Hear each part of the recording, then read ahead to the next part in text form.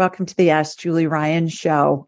I'm Julie, your host, and I'm so delighted you could join us this week. My intention in doing this show is to provide information, insight, and comfort to people all around the world by helping to answer life's unanswerable questions. And do I have a treat for you this week? What a treat. Clark Strand is with us. And he's one of my favorite people. He and his wife, Perdita, are my favorite people, some of my favorite people on the planet. And so welcome, Clark. Thank you so much, Julie. I'm really, really happy to be back. I have about 7 books on my desk. And of the 7 books, 2 of them you've written or either co-authored, one or the other. So it tells you what I think of you. Well, I'm so glad to hear that. You know, we wrote Way of the Rose and Waking Up to the Dark. Waking Up to the Dark, I wrote. It was the first book in the trilogy. First book being Waking Up to the Dark. The second, The Way of the Rose. And the third, which will be coming out next year by Perdita, is called Take Back the Magic. And so I wrote the first book. We wrote the second book together, and she's writing the third book. And all 3 of them are designed to be bedside books. We wanted to write books that people would want to keep close to them. So if you, Julie Ryan, have 2 of them that are bedside, that's good enough for me. I guess we must have succeeded. Well, it's not my bedside. It's in my office. And I want to tell you, it's anchored by my son's baby shoes that have been bronzed and glued onto bookends. So it's a very sacred place, Clark. That's wonderful. And well, we're very honored. I spend more time in my office, I think, than I do in bed. So even better. All right. Everybody, let me tell you about Clark and tell you why he's such an extraordinary guy. Clark Strand is an author, lecturer on spirituality and religion. A former Zen Buddhist monk, Clark's been studying the world's religions for more than 30 years and has written numerous books and papers on the subject. We'll get into that in a minute. Clark is the former senior editor at Tricycle, the Buddhist Review, and his writing has appeared in the Wall Street Journal, the New York Times, and the Washington Post. That's pretty heady territory there, sir. With his wife, Perdita Finn, Clark is also the author of The Way of the Rose, The Radical Path of the Divine Feminine, Hidden in the Rosary, and the co-founder of an international non-sectarian Rosary Fellowship. How many members do you guys have now? I think about 20,000 at this point, all over the world. Holy mackerel. Do you know how many countries? We haven't, kept a count of the countries necessarily, but I will tell you this. We have a website, wayoftheRose.org, where people can go and look for a Zoom meeting. We have Rosary Zoom meetings, all day long pretty much. And we have, people dialing in from Australia and Asia and South America and, Canada, England, Western Europe, all over the place. So it's really become quite a far-flung fellowship at this point.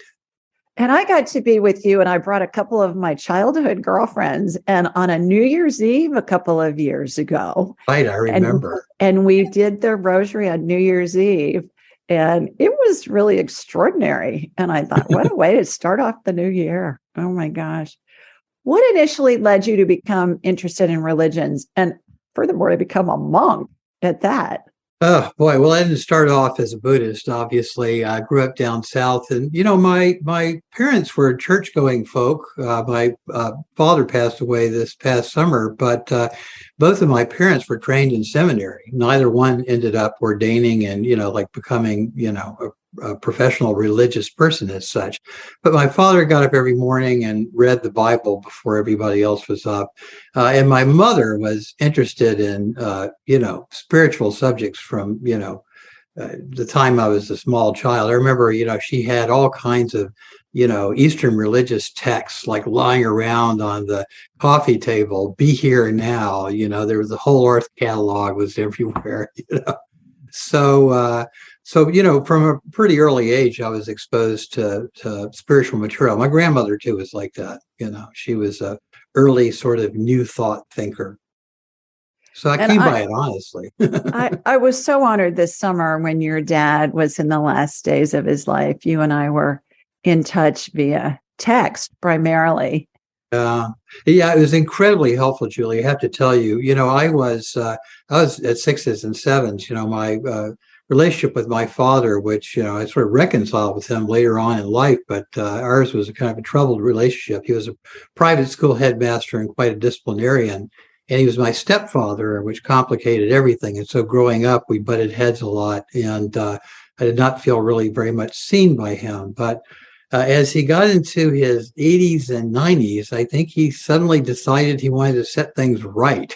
So he did a lot of spiritual work in his final years, but still, when it was clear that he was dying, I really had no idea, after all these years of doing spiritual practice and things like that, when your parent dies, you're just in the same boat as everybody else. And I really didn't know where to turn. And Perdita said, "You need to call Julie.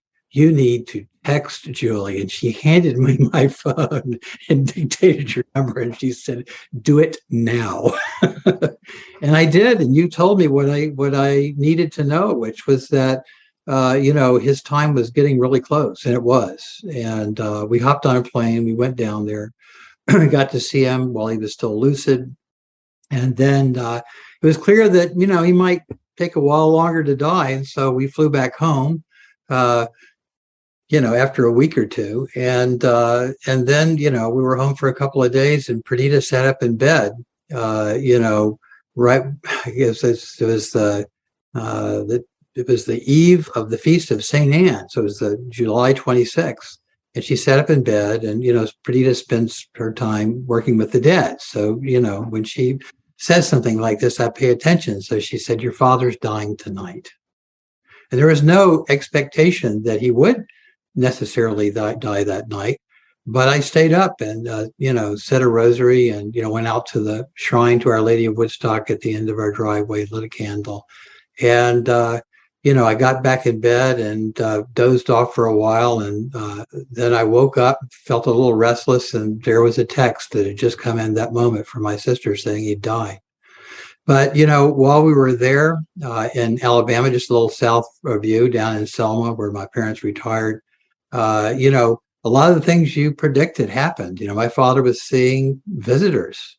My father, the private school headmaster, with his button-down shirts and his bow ties, man, he was surfing the Bardo the last week or two of his life. He was seeing amazing things.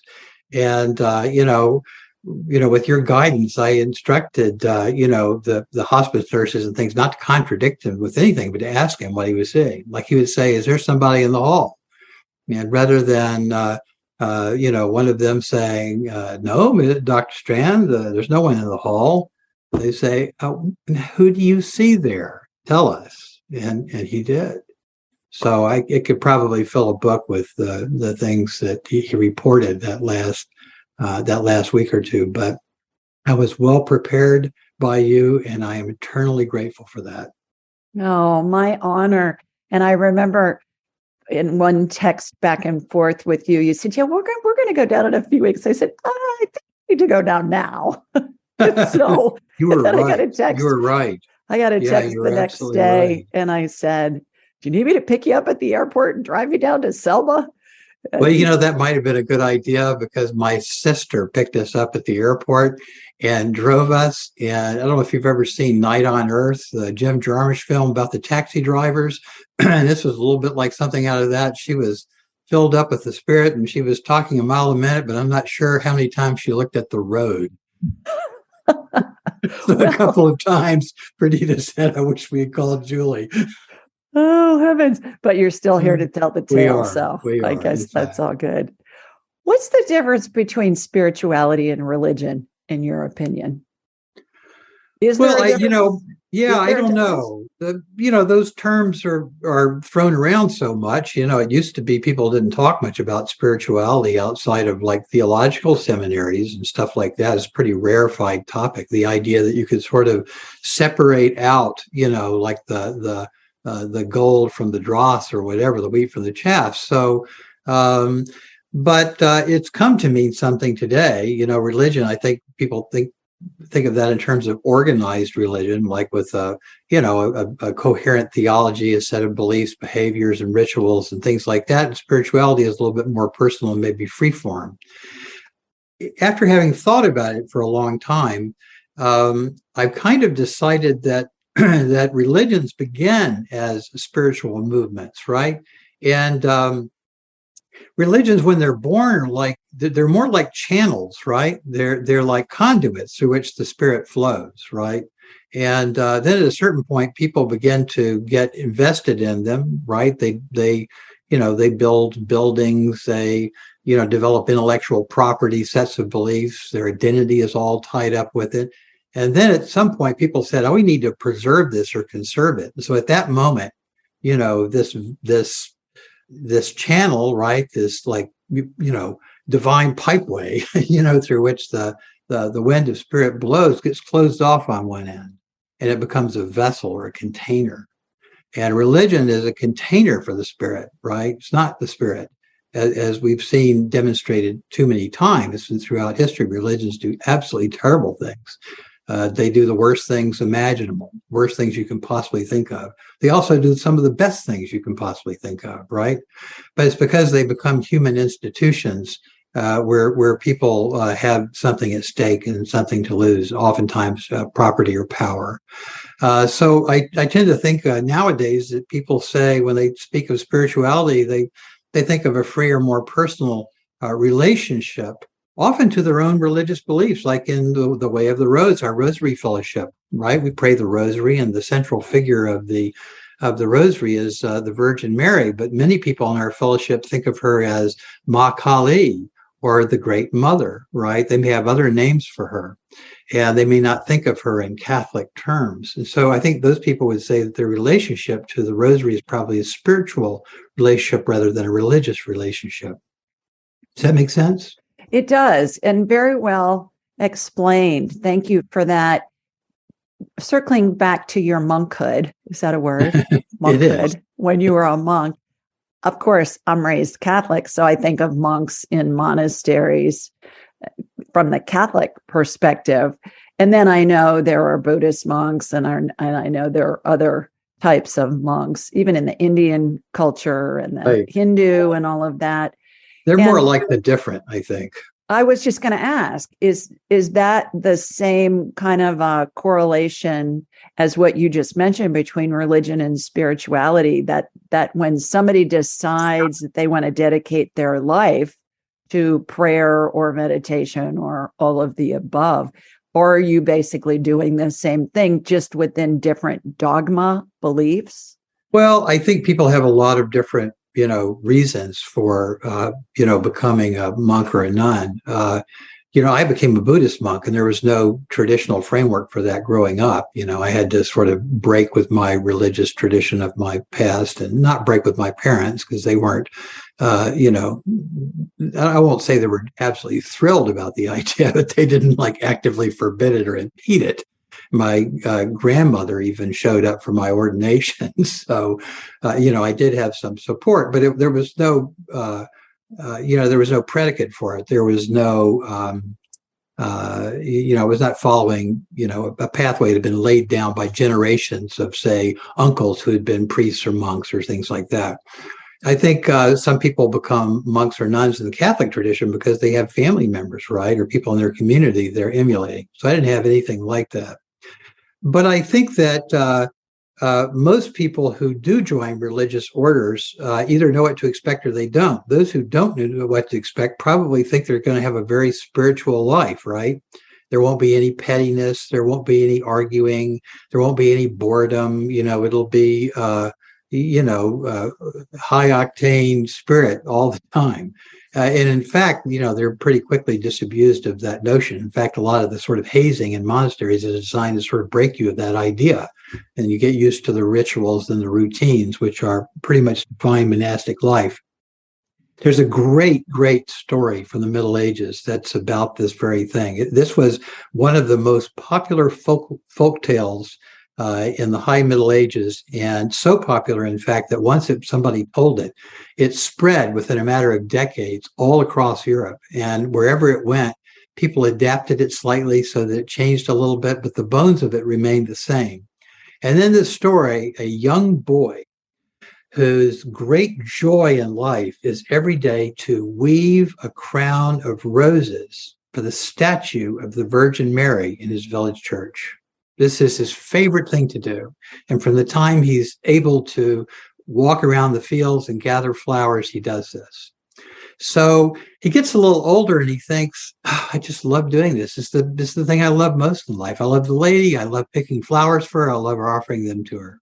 So why not become a monk where I get to be with her all the time and think about her all the time, right?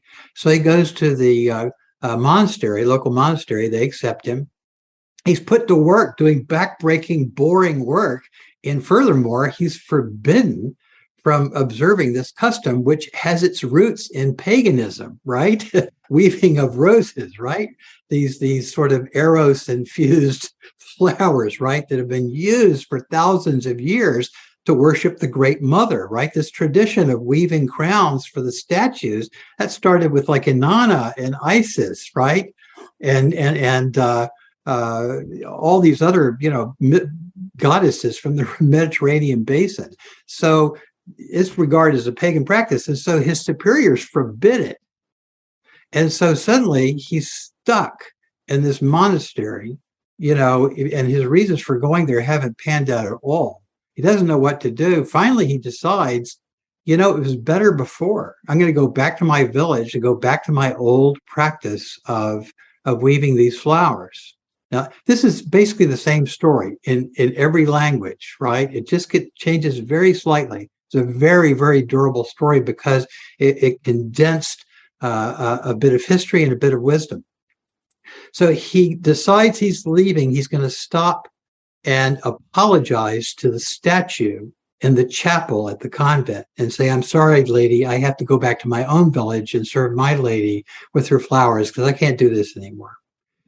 And as he's standing there, the statue comes to life and says, don't be depressed and upset because I'm going to teach you how to weave a crown of flowers for me with your prayers.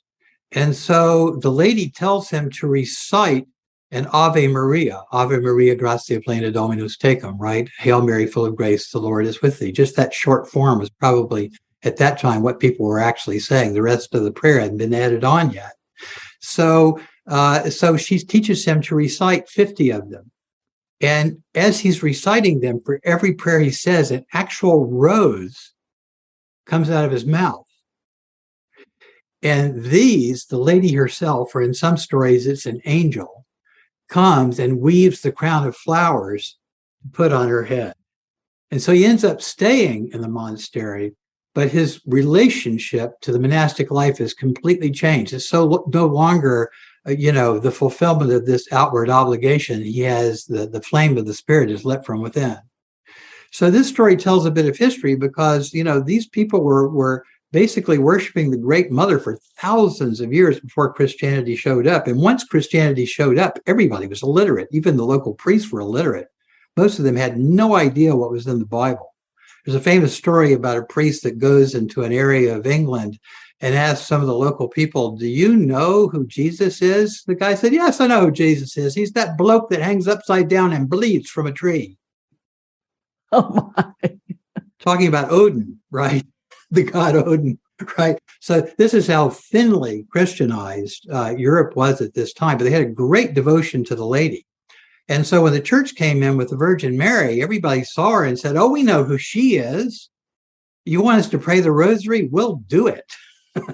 They were all over it, right? They didn't reject it at all, right? They might have some quibbles or questions about some of the things the priest said, but very quickly they adapted their own gods to saints, right? Various, I think Anubis became St. Christopher, like they incorporated, and Catholicism was at that point, I think, a very tolerant religion in terms of interpolating other people's belief systems. So they just said, we'll just graft what we have to offer these people onto their existing stories and beliefs. And so it was a very sort of seamless operation throughout Europe. I think Europe was Christianized largely because the various bishops and priests and cardinals were willing to sort of let go of a lot of, theology to keep their eye on the ball and try to, get people praying the rosary, which they did in great, great numbers.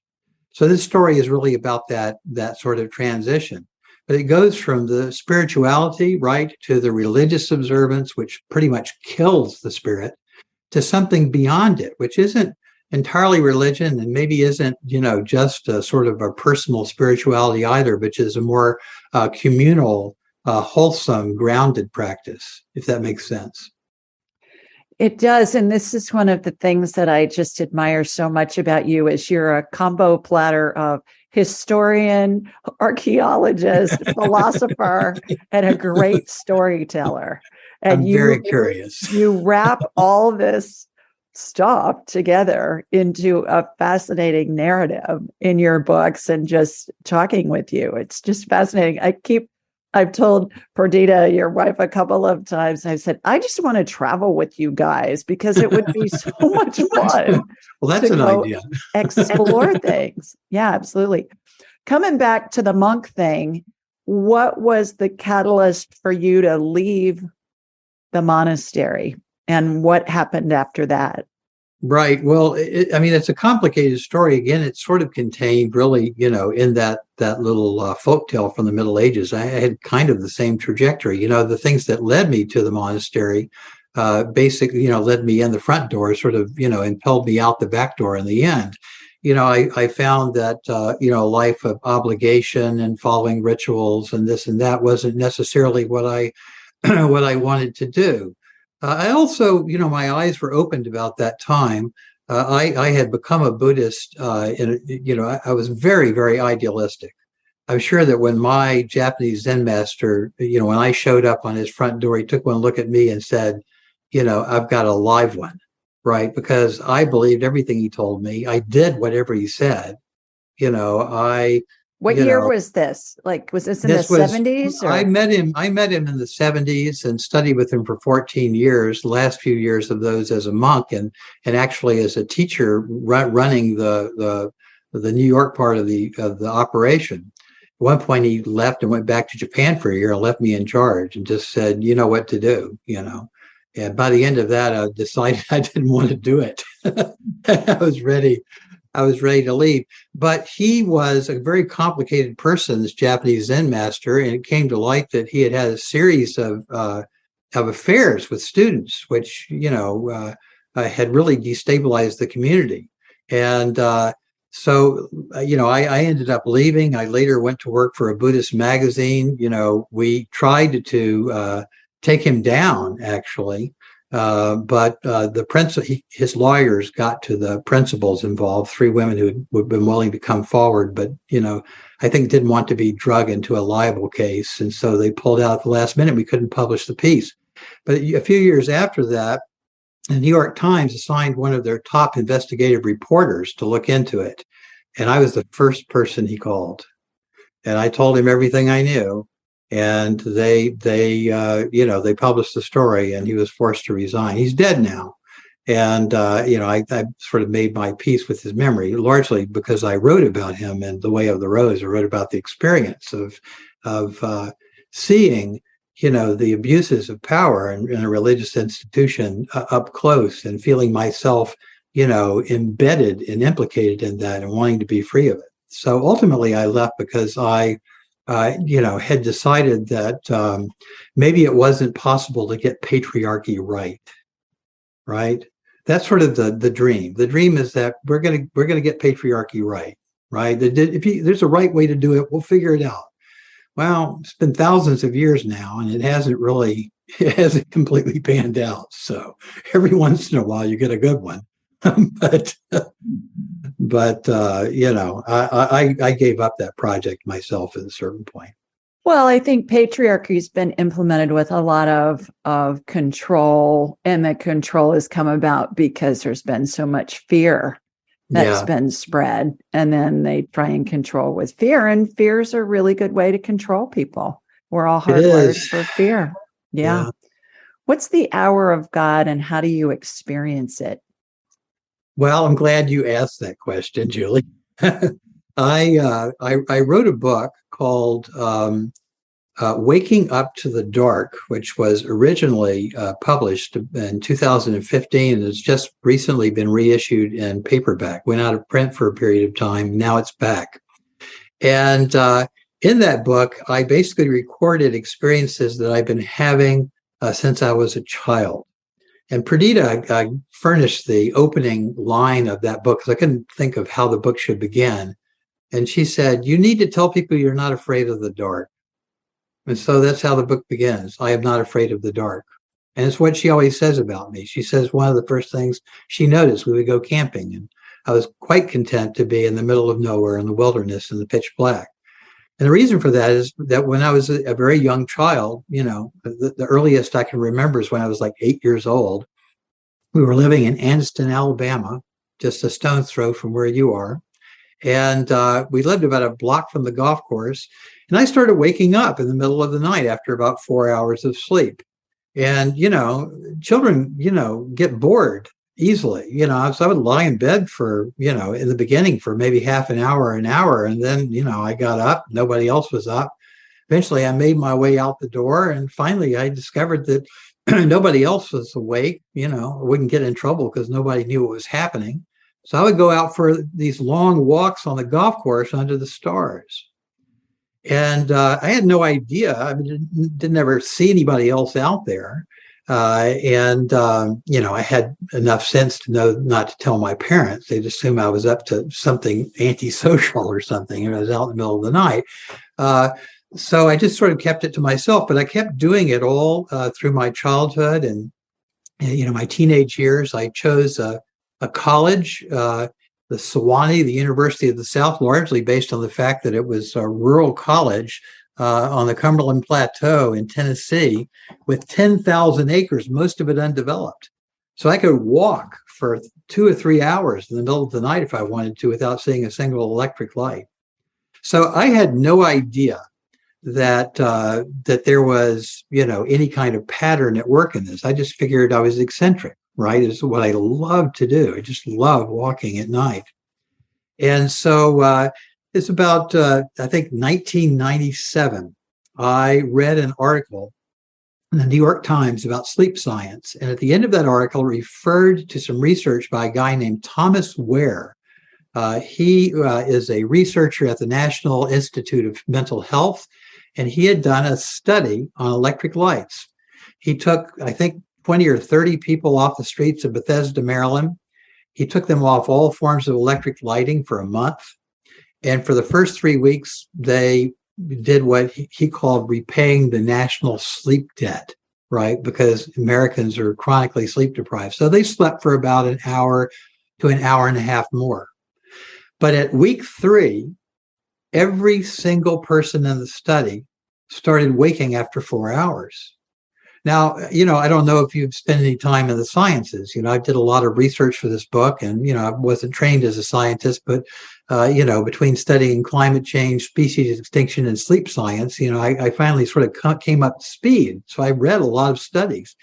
Getting results like that is unheard of. You're lucky if you get statistically meaningful results from a study, right? But to find every subject doing the same thing is groundbreaking. So Ware was stunned at this. People would wake after 4 hours. They would stay awake for 2 hours, and then they would fall asleep for another 4 hours. And he interviewed people and said, well, what's going on? They said, we just feel so quiet and peaceful during those 2 hours. And he said, how do you feel during the day? They all said the same thing. We've never been awake before. Our whole lives, we feel like we've never been awake. We're finally awake, right? And so this discovery was basically the discovery that human beings, left to their own devices, sleep in 2 segments every night with a gap hour or 2 in the middle of the night. And that during that time, the mind is in a state of consciousness that isn't waking or sleeping, but is something in between. If you've ever read the Song of Songs in the Bible, it's like a love poem. How it got into the Bible, nobody really knows. It's an erotic love poem right smack dab in the middle of the Bible, right? But there's a beautiful line in it says where the lover says to her beloved, I sleep, but my heart is awake. And those words, I'm sure, were describing, because that particular moment, the Song and Songs, is happening right in that little 2-hour gap in the middle of the night. So that's descriptive of that state of mind. For hundreds of thousands of years, probably as long as we've been hominids, right? We've been waking in the middle of the night for 2 hours of, quote, quiet rest. So Ware got curious about this, and he decided to look into the endocrinology of this event, like what's happening biochemically in the body. He was a psychobiologist. So he sampled their blood, and he figured out that the hormone prolactin, which reaches elevated levels when you're asleep, but which normally fall as soon as you wake up, they stayed at sleep levels throughout these 2 hours in the middle of the night. So it was as if the body were asleep, but the mind was awake. And that was the reason why people felt so peaceful, because prolactin is the hormone that elevates in nursing mothers when their milk lets down. It's sometimes called the attachment hormone because it creates such a feeling of peace that it contributes to the bonding between a mother and an infant. It's also the hormone that keeps birds roosting quietly on their nests, right? So that hormone remained at sleep levels. And so there's this wonderful peace that just naturally occurs when we leave enough darkness on either side of the night to experience it. Our bodies revert to this, basically Paleolithic mode of sleep. I joked at one point and called it a nightly meditation retreat for every Homo sapiens on Earth. And the closest thing Ware could come to describing this was to compare it to what the state of mind that is experienced by monks and nuns during the depths of prayer or contemplation. But there weren't any monks or nuns in his study. They were just ordinary people taken off the streets for a month, taken off all forms of electric lighting, and allowed to revert to their primordial state of mind, which was peaceful and awake. Peaceful at night, awake during the day. Isn't that extraordinary? So I called it the hour of God. I gave it that name because religious people do that. It's universal. If you look at all the different monastic traditions, one of the things that they share in common is waking up in the middle of the night to pray. So monks and nuns have known for thousands and thousands of years the value of this period of time in the middle of the night when the mind is sort of naturally serene and prayerful. I think it's interesting too, and I refer people to your book when I talk to clients or somebody who's called into my show and said, I keep waking up in the middle of the night and I can't go back to sleep. And I'll say, what time do you wake up? About 4? Yeah. How did you know? And I'll say, well, it's called the hour of God. Up 4. Yeah, that's right. That's right. And it's interesting. What I see too, Clark, is that the brain has had enough rest that the energy frequency, the vibrational level of the person raises back to the level of spirit. So spirit can communicate with the person at that time, because I always say spirit doesn't communicate on the I feel crappy channels because the vibration's too low. And so when people are getting frustrated about being awake in the middle of the night before they understand that maybe it's really a natural thing, what happens? They get frustrated, their cortisol levels go up, causes inflammation, then they're really wired, and then they can't fall back to sleep. Tell all of us about what you have experienced, and certainly the book, your Waking to the Dark is very much about this, but give us a little synopsis of the most interesting figure you've run into in your nightly sojourns out in the woods. Well, first of all, before that, I want to say that I'm sure that you're familiar with this state of mind, because as I've talked to psychics, mediums, people who speak to the dead, people who have that open channel, again and again, they describe the same state of mind that they experience, that I experience in the middle of the night. And now it can access it, even by daylight, after having done it for so long. So it's a capacity that we all have. And, we like to say like, oh, Julie, she's psychic. She can do this, right? And it's true. But people say that saying, oh, well, I could never do that, right? When in fact, this is a capacity that we all have and we can all tap into. Well, I think what you're probably leading into is, on the night of June 15th, 2011, if you'd taken a tour of my fairly large spiritual library, right, a library of spiritual and religious texts and books, I think you would have found that there was exactly one book on my shelf about the Great Mother, or the Divine Feminine. It wasn't just that I had no interest in the subject, I had no awareness of it. And that one book, The Gospel of Sri Ramakrishna, to give you some idea of how shut down I was and how strong a patriarchal mindset I had, that one book, The Gospel of Sri Ramakrishna, I had read 2 or 3 times without realizing that it was about the Great Mother. Now, if you've ever read that book, you go, how in the world can Clark possibly read that book and not understood that it was about Kali, about the mother? He talks about her on every page. Well, I don't know. I guess I was just blocked. So anyway, I had been out with some friends to a restaurant. We came home, beautiful night, full moon, eclipse had just happened a few hours before, lunar eclipse. I went to bed. I woke up from my usual walk during the hour of God, put my hand on the doorknob to leave the house, and I felt a hand on my right shoulder. And a voice, a man's voice, said, "Don't go out tonight. Stay inside and be very still." And so, I'm not a person who hears voices. I spend a lot of time on a meditation cushion. I spend a lot of time walking in the middle of the night in prayer. But, I'm not a person who's necessarily given to exalted visionary states.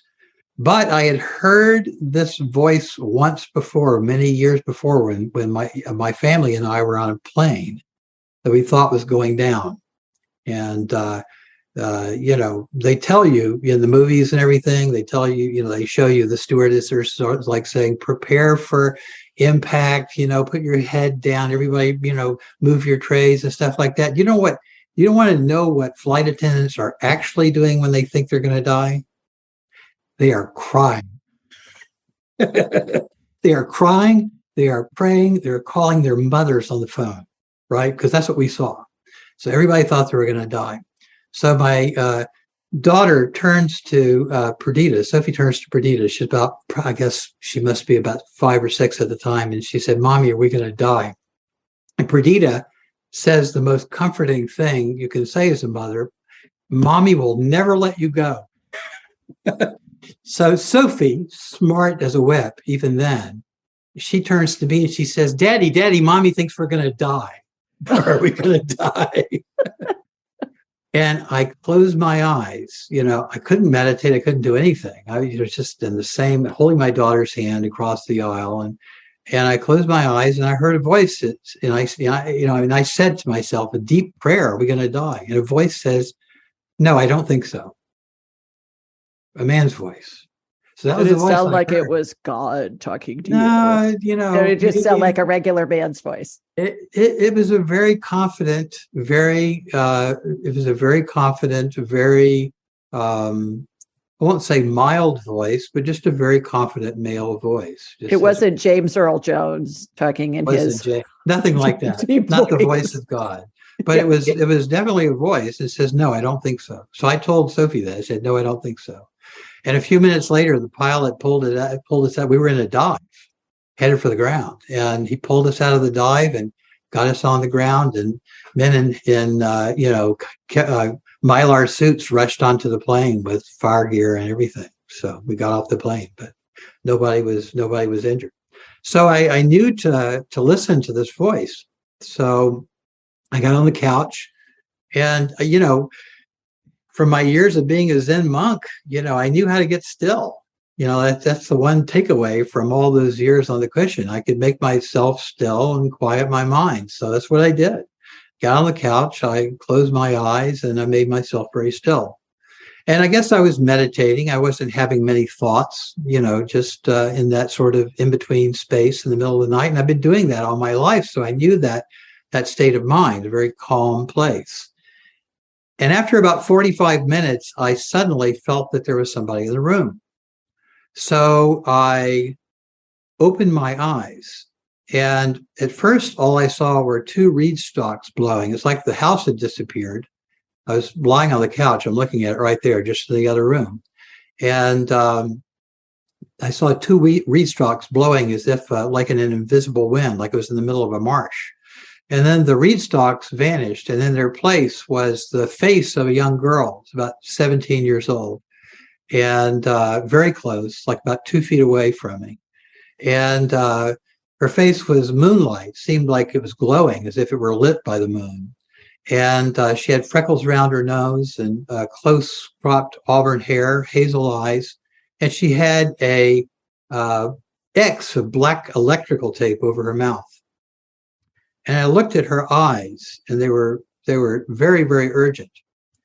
Now, my Zen master, my Japanese Zen master, who for all his failings was a fairly adept teacher of meditation, had instructed me for many years that if you have experiences like this, they're called makyo, or illusion. They're not real. So just stare them down, give them no attention, give them no affect, and they'll just go away. So not only had I been practicing this for years, I'd been teaching people how to do this, right? Anything happens that seems a little weird, during meditation, or you're imagining things, or you feel upset or shocked or anything like that, just let it go. So I looked into her eyes for all of about 3 seconds. And then I thought to myself, the Zen masters were wrong. Like that was the end of my Zen career. Like in a hot, flat second, that was it. I said, oh, they were wrong. Because the face I was looking at was the realest thing I'd ever seen in my life. It's like, I was unreal and she alone was real. Like if this was unreal, then there's no reality, right? If she's not real, then it's a wash. I'm ready to cash in my chips now. So I knew that the face I was looking at, I wrote in Waking Up to the Dark that I felt like I was looking at the face of God, except it was the face of a girl. And I was unprepared for that. I had no preparation for an encounter with the divine feminine. But I didn't know what to say. I looked into her eyes and I started to speak, but she shook her head like, no, can't say anything. So I did the only thing I think that any human being would do. And I leaned forward and I pulled the tape off of her mouth. And when I pulled it off, she made a sound. It was like a gasp, as if she hadn't been able to breathe until then. And it was a sound that, I described it later as a sound that didn't fit the size of her body. It sounded like air rushing into a crypt that had been sealed for thousands of years. So she gave this great gasp. And then she just looked at me and I looked at her. And we looked at one another for, seemingly a very long time. And then the Zen monk part of my brain won out and I closed my eyes and went back to meditating like I'd been taught to do. And when I opened them, 20, 30, 45 minutes later, she was gone.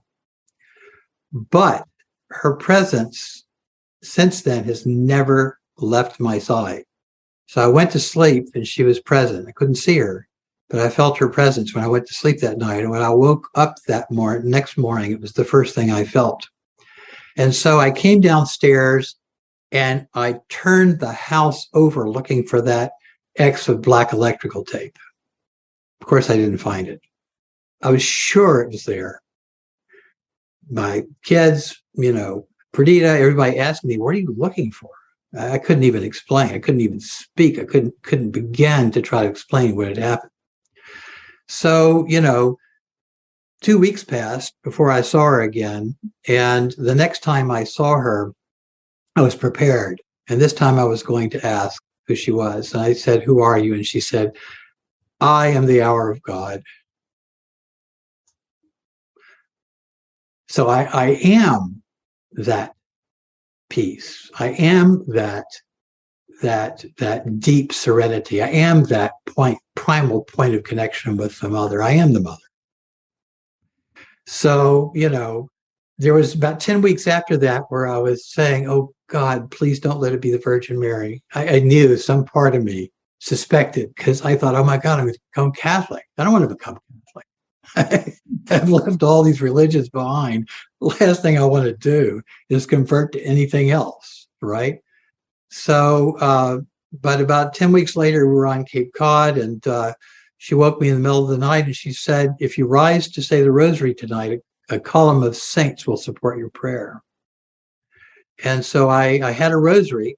I taught myself the rosary years earlier, and I had bought one at a flea market the day before. I just happened to have it in my pocket. So I pulled it out and I started saying, and I woke up in the morning and I said, well, I'm not Catholic, but I'm also not stupid.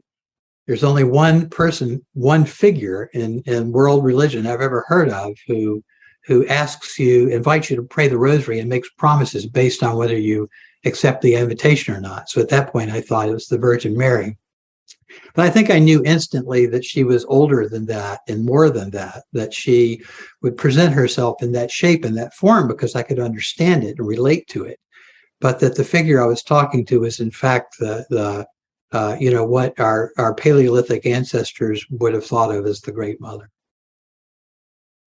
What a story. I get goosebumps every time I hear you tell it. And that's why I wanted you to share it with everybody. Why do you think that she came to you? Was it because you were so ensconced in patriarchal thoughts and traditions? I don't know. Maybe I was the only one who was awake. Well, true. Good point. I mean, literally awake in the middle of the night when she arrived. I don't know. I think, it's interesting. People sometimes will say to me, oh, you channel the Virgin Mary, and I always correct them and say, no, I don't channel anything. That implies some special capacity or facility on my part, or, even the idea of a channel is like to contain something or to focus it. And I can't do any of that. It's all her. So I don't think of myself as having any particular skill. She did say once, she compared me to a broken bamboo flute. She says, but if I hold you just right and blow gently, I can get the sound out of you. So I interpreted that to mean that I didn't have any particular qualifications for the job. But, my own unique brokenness, we're all broken, but my brokenness, did not get in the way, at least, of her being able to speak to me and for me being able to tell others, what she had said. And you still have ongoing conversations with the Virgin Mary. Yeah. Often, right? If not regularly. We tend to refer to her as Our Lady because it's a larger, broader term. And, our fellowship is, we have Buddhists, yogis, people who, forgone all kinds of religious connection. We have Catholics, we have Jews, witches. We have a lot of pagans in our fellowship. So the term Our Lady, I think, is a sort of a broader, more inclusive, older sort of term. So we tend to use that. But yeah, she continues to talk. She speaks to us every 3 days, and Perdita will write down the things she says. Sometimes she, at least at some point during every month, she delivers a message to be delivered on the 16th of every month, which is the day of the month on which she first appeared on the early hours of June 16th, 2011. So there is a message that is posted in our Facebook group and at our website on the 16th of every month. So she continues to give those messages, and she does continue to talk. Yeah. The 16th of the month, the first day she appeared to you, not necessarily. Right. Yeah. Here in Woodstock. Yeah. Okay. All right. And do you ever smell roses? I know that a lot of her apparitions and her appearances Like I think of Our Lady of Guadalupe and Lourdes and elsewhere, Medjugorje, they talk about people can smell the scent of roses in the air. Have you experienced that?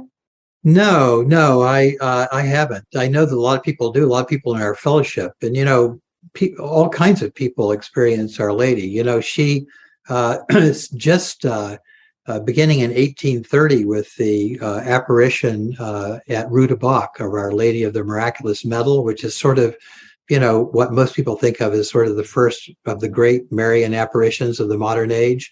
She has appeared 500 times that the church makes note of.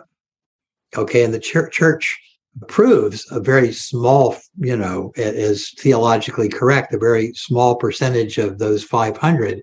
And those 500 themselves are a very small percentage of the number of times she's appeared and the number of people she's appeared to. So we have no idea how many people.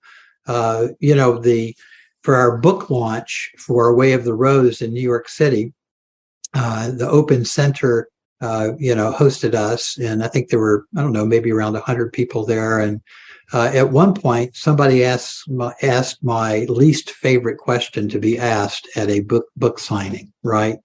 They said, "Isn't it special to get to talk to the Virgin Mary?" Which is a code for "aren't you special" or something like that.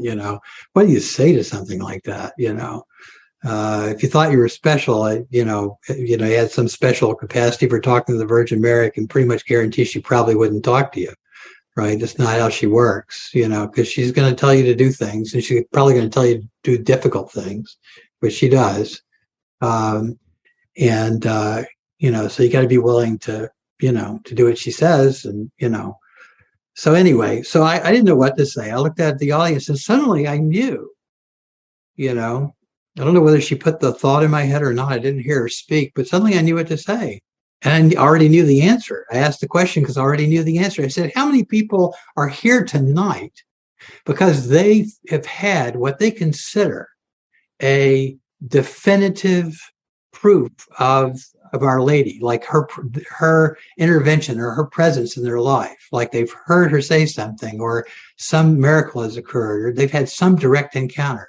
And almost every hand went up, right? The whole rest of the night, we could have just spent listening to people's stories. And in fact, we do that at a lot of our Way of the Rose meetings. People will tell their own stories.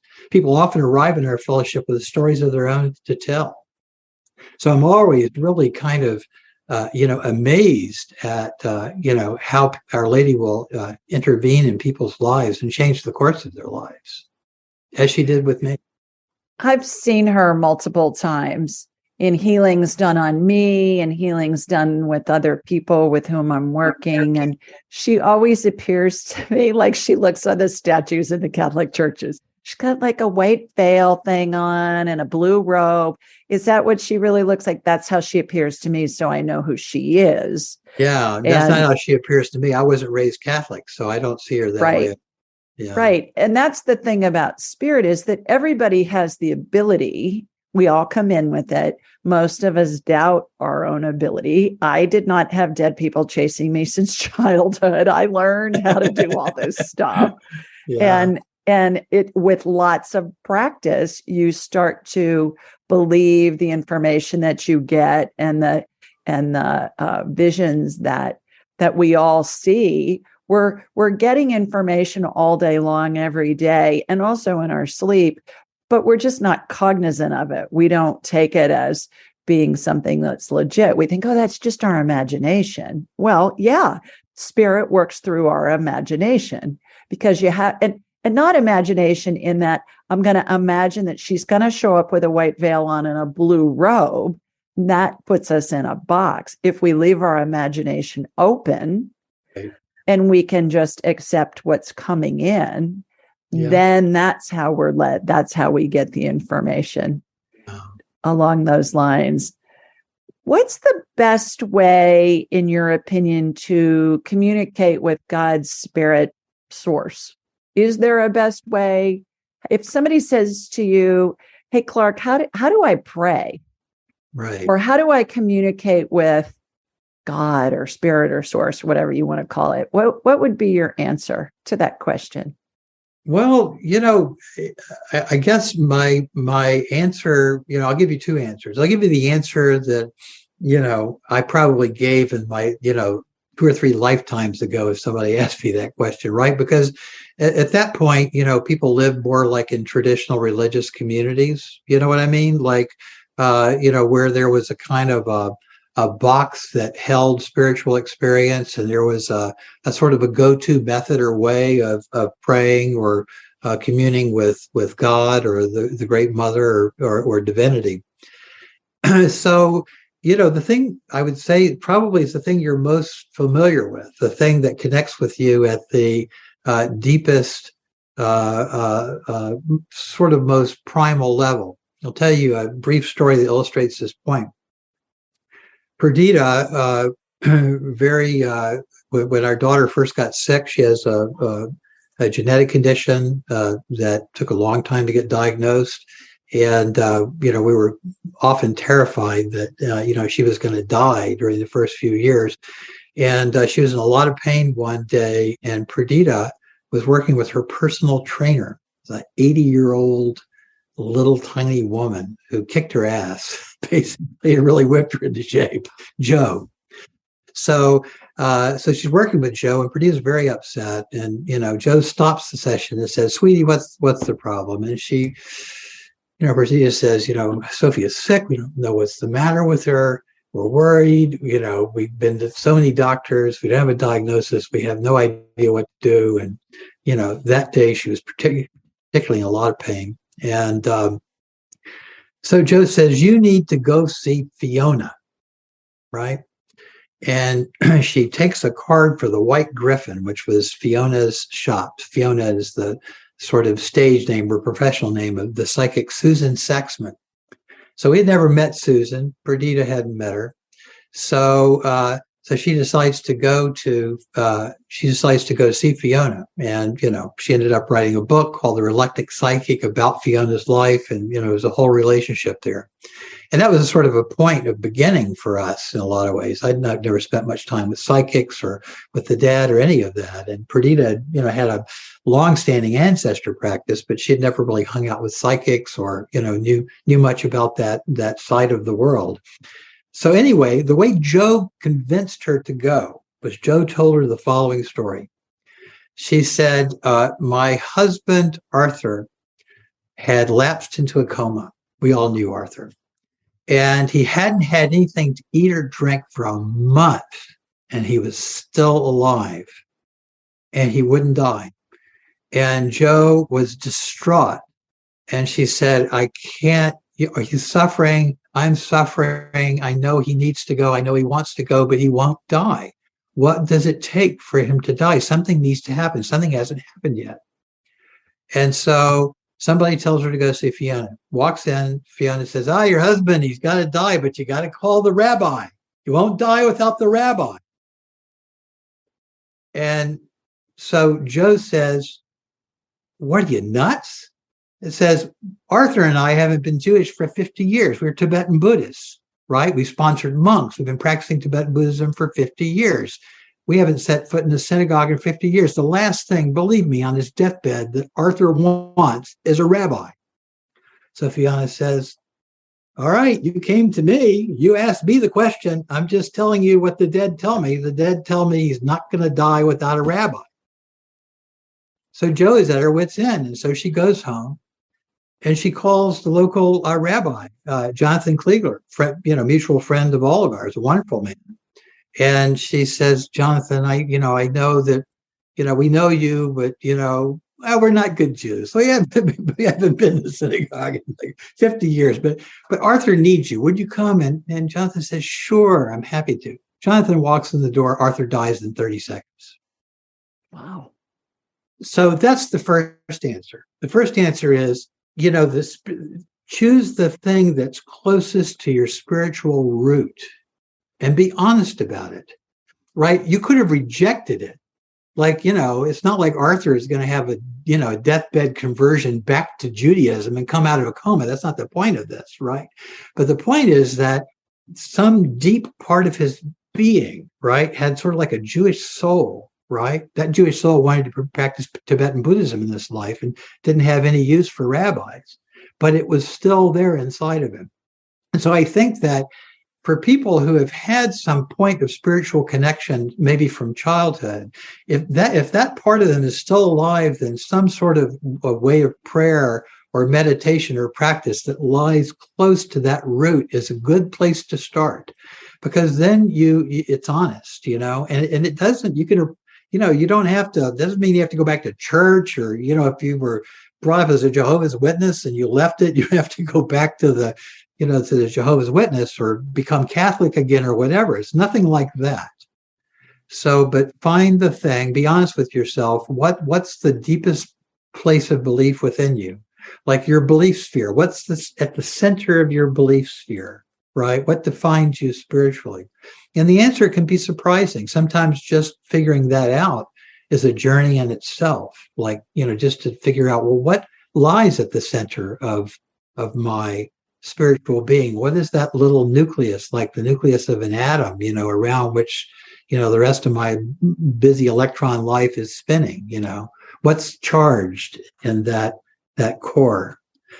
So the other answer, which is, in some sense easier and more practical, especially for people who haven't had any strong point of spiritual connection, is to give yourself permission to try a lot of things, so that you just follow your heart and your interests until you find the thing that works. Like, believe me, I would never have said during my Zen years that I was going to end up praying the Rosary. Like praying the Rosary, starting a Rosary fellowship, with thousands of people, and devoting so much of my time to writing about the Rosary and researching it. I would never have believed that if you told me 20 years ago. But I tried so many different things, and that was the thing that, finally really, really stuck. So you just have to give yourself permission to, have a little spiritual wanderlust and just wander about through various spiritual practices. It's the benefit of the age we live in. That the downside of that is that we're born into this world sometimes feeling like we don't have a spiritual home. Like maybe we're born to parents who gave up their religion, or maybe they were born of grandparents who didn't have any religious tradition or any religious community at all. Many people find themselves in that place. The downside of it is that we may have found ourselves thrown into a world without many spiritual resources within our family or our immediate community. The upside of it is we have tremendous freedom to explore. So those are the two answers. I think they balance one another, because, not everybody's the same. So. Well, I think you say it so eloquently, too, that whatever that core is, and certainly I've worked with thousands and thousands of families who have a loved one who's dying, and you are absolutely right. So often it comes down to their core. They haven't gone to church for a long time, but they want to see the priest, or they want to see the rabbi, or they want to see whomever, and they want to know that there's more to it. And that's what's so comforting at the end of life, when family members, the deceased family members' spirits and the spirits of deceased pets are there to welcome them. And there's an exercise that I do, and there's a chapter in my book called The Walk to Heaven. And I do it often with people who are dying that are afraid to die because they've been so inundated with, are you going to fly or are you going to fry? And that kind of thing. And when they see what's waiting for them, that all their loved ones are going to be right there when they cross the veil, go into heaven. And it's very comforting for them. And most of the time when I do a walk to heaven with somebody, they will, and it's all remote. It's all telepathic communication. They'll usually pass fairly quickly thereafter. My father said, as he was the week before he died, he said at one point, I arrived and he said, I just got back. And he was in his hospital bed. I go, oh, really? Where were you? He said, well, I was on a tour bus and we were going to a place, to the elevator, and we are going to take the elevator to the garden party. And I said, oh, And who's at the garden party? I said, a lot of people I knew, a lot of people hanging out there. Yeah. I said, and was it nice? He said, yeah, I'm going to go back, but not yet. So he was seeing all of that. He was. Yeah, he was seeing all of his loved ones in the garden party. I love that. And obviously, going through the different phases of your life, you've been preparing for all of this work that you're doing now, and you've been led, not maybe even knowing up front, okay, this is where I'm being led. No, I had no idea. I don't know where the end point is here, but you were being led. And how did you know that it was where you were being led and that was the right path to follow? Was there something that really felt right? You were getting information from Our Lady or from other spiritual entities? What was it that let you know that you were being led on this path and that was the fork for you to take? Well, for me, it didn't feel like there was really even any choice. I guess there was a choice, because I suppose I could have said, oh, this is Machio, this is illusion, and just rejected her presence. It's unthinkable to me now. And even at the time, it didn't even seem like an option. It didn't seem possible that she was an illusion or that she wasn't real. But for me, I think, I guess the sign that it was, a major course correction in my life, right? That I had been, I have joked for years that, I left the monastery and then spent another 20 years trying to get patriarchy right? Because all of the traditions, I had no idea that that's what they had in common. They were all basically monastic, priestly, sort of, religious, spiritual traditions, right? And I studied dozens of them, often in vivo, like going, apprenticing myself with a rabbi, to study Jewish prayer, or, I even studied with the Jehovah's Witness for a while, not because I liked their theology, but that their method of Bible study I thought was really interesting, because they relate every verse in the Bible to another verse and they jump around. I thought that was fascinating. So I said, I'll have an open mind. I'll see what they say about the Bible. So I had done all of these different things, but there were all ways of trying to get patriarchy right. So when Our Lady showed up, I thought, oh, there's this whole world I didn't even know existed, right? I didn't, I was raised without the Virgin Mary. I was raised a Southern Protestant. So you had the Our Father, but not the Hail Mary. You had God the Father, but not the Mother of God, right? So no presence of the Divine Feminine at all in the tradition I was brought up in. But I think that if you ask maybe Perdita, right, say, what was different? Like, you say, your husband has this experience and then something's different afterwards. What was it? I think she would probably tell you that I had been incredibly spiritually restless for the whole time she knew me. Like I was constantly moving around from one thing to another. During my Zen years, I was totally monogamous to Zen. Like Zen and me, we were like this.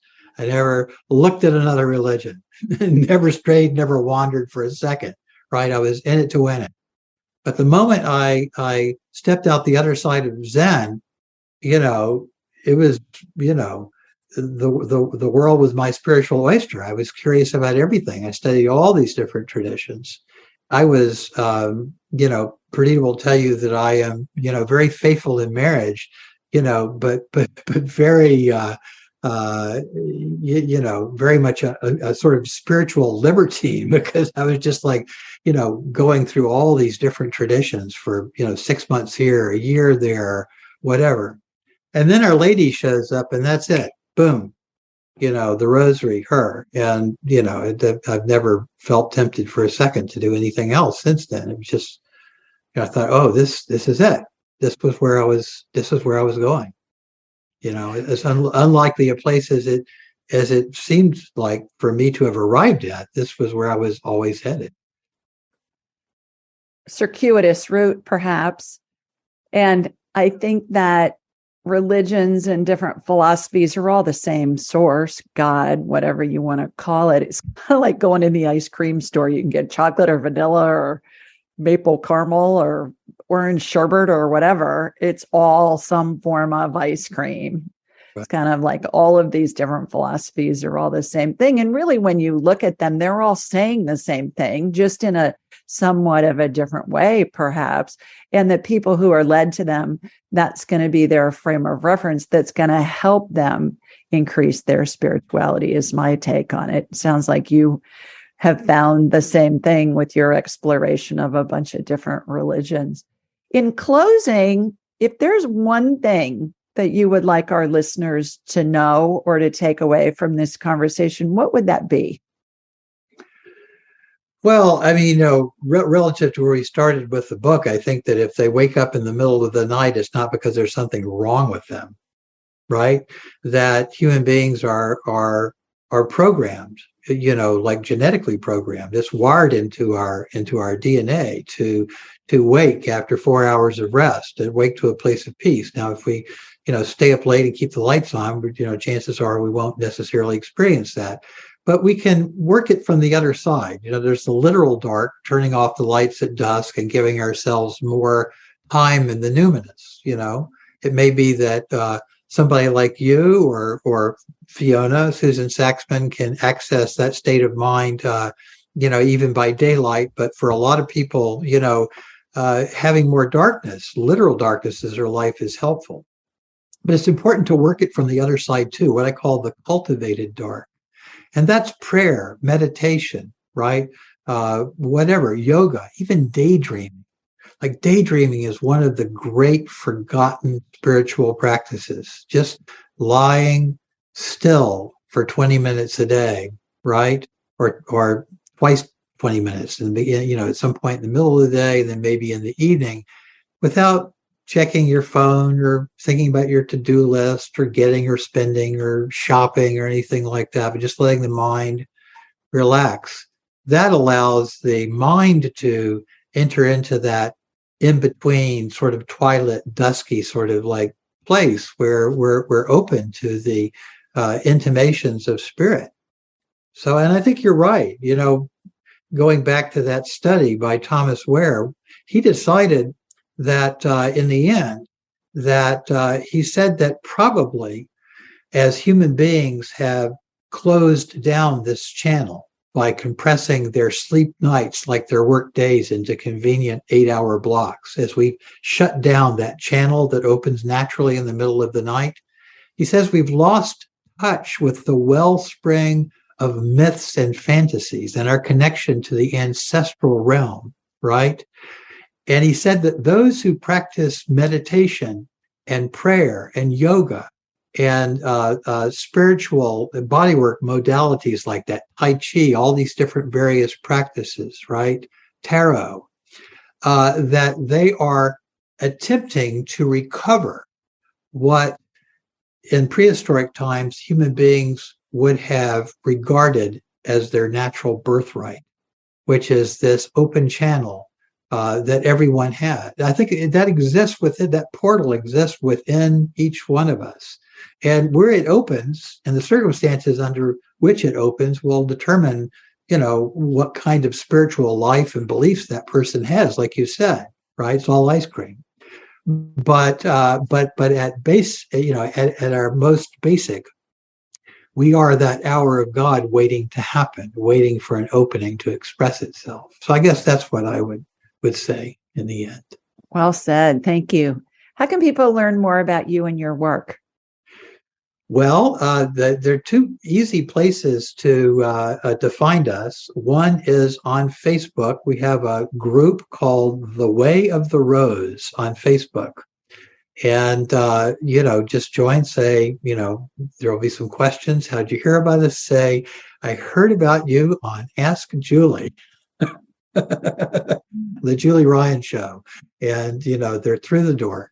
Or they can go to our website, wayoftheRose.org, and that has a complete listing of all our books and Our Lady's messages and helpful information about the fellowship and praying the Rosary and lots of other things. So those are the easiest ways. Well, thank you for taking the time to join us this week. It's joy. Always a delight to pick your brain about these things, and I always Thank learn you a so lot, much. and it piques my interest and my curiosity and my wanting to learn more about certain things. So thank you for I'm just taking the returning the time. favor. You were kind enough to send me your book at a moment when it was really, really helpful to me, because here I was turning 65 this summer, and I hadn't, other than my grandmother and my nanny who died years ago, I hadn't really lost anybody. I was really unprepared for it. It was a big help. So I'm Well, just thank you. returning the favor. Well, and this is why I do this work, because my spirit guide, Pope Clement VI, said, you need to teach the world what happens when somebody dies. And I said, I'm not doing that. And like you, I've been led to what I'm doing now. Never in a million years ever thinking that I'd be doing this. So everybody, thanks for joining us. Sending you lots of love. Mwah. From Sweet Home, Alabama, and also from New York. But Clark is an Alabama guy, so for his Roots are in Alabama. his roots are in Alabama. That's right. I'll be back next week with a regular show. Thanks for joining us.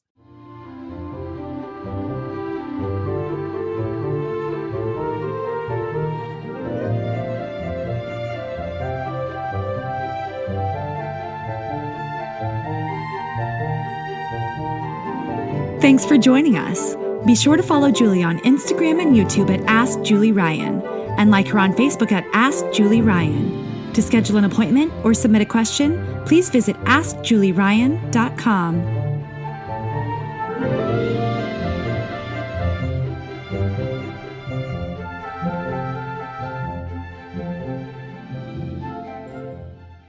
This show is for informational purposes only. It is not intended to be medical, psychological, financial, or legal advice. Please contact a licensed professional. The Ask Julie Ryan Show, Julie Ryan and all parties involved in producing, recording, and distributing it assume no responsibility for listeners' actions based on any information heard on this or any Ask Julie Ryan shows or podcasts.